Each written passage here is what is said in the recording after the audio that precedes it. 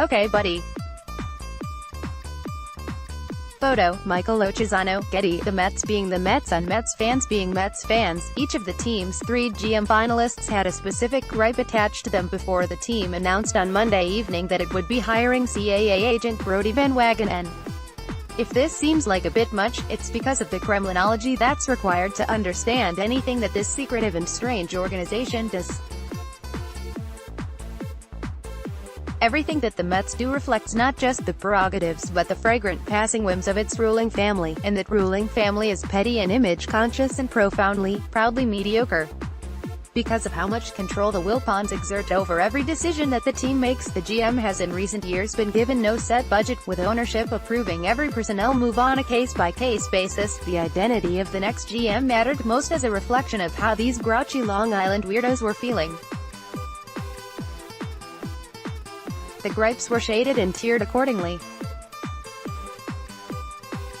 Had the team opted for Doug Melvin, the Walrusian 66-year-old who stepped down as the Brewers GM in 2015 because he felt the job was better suited for a younger man, it would have signaled that grimacing patriarch Fred Wilpon was still fully in charge and steering his team into full anti-analytical revanchism.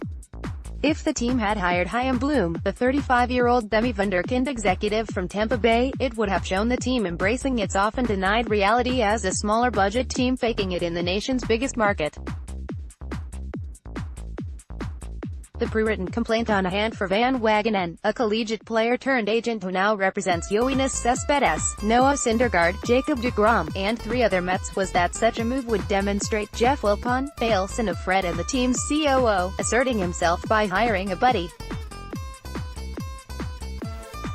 None of those complaints were wrong, exactly, but none are quite fair. Everyone in Major League Baseball knows who the Wilpons are, what they're about, and how little latitude they afford or gratitude they show to their GMs. Everyone in Major League Baseball has seen the way that the team's defective first family blames the people they hire and fire, and as a result many of the bright young dudes who qualify as hot executive commodities in baseball opted not even to interview for the Mets job.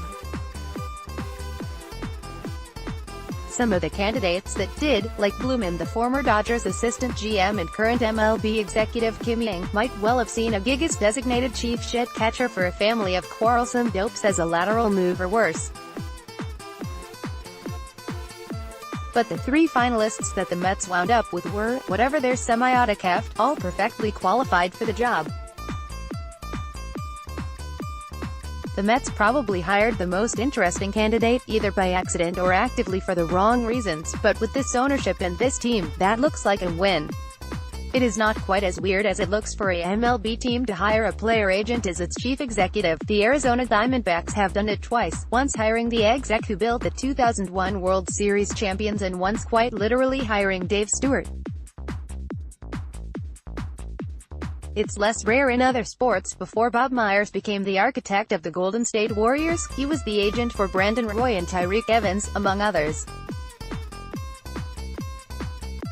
While no one will confuse the Mets with the Warriors, or honestly even the Diamondbacks, the team's decision-makers at least opted for the reasonable kind of out-of-the-box candidate. While Van Wagenen will need to craft an organizational vision and manage up on some deeply unmanageable goofballs, he is not a shoddily disguised man calling himself Jeff Wilpon. And he may be quite a bit better than that. As a top agent, Van Wagenen knows the state of play in the league and understands both player evaluation and valuation. CAA, like many big sports agencies, has an in-house analytics shop that almost certainly dwarfs the tiny team that the Wilpons grudgingly allowed to former GM Sandy Alderson in both size and sophistication. There's not much that Van Wagenen will need to do as a GM that he hasn't done at least a little bit of as an agent, although he's more experienced in some areas than others. If the team hired Van Wagenen because the Wilpons thought that it might somehow get them some sort of discount on Van Wagenen clients like deGrom and Syndergaard and Brandon Nimmo, that would be both stupid and entirely on brand. But if they hired Van Wagenen because the doofs in charge trust him and think he's smart, well, it's still the Mets, so it may not matter much in the end. But given the restrictions that come with this organization and its owners, a little bit of trust and a little bit of space could go a long way.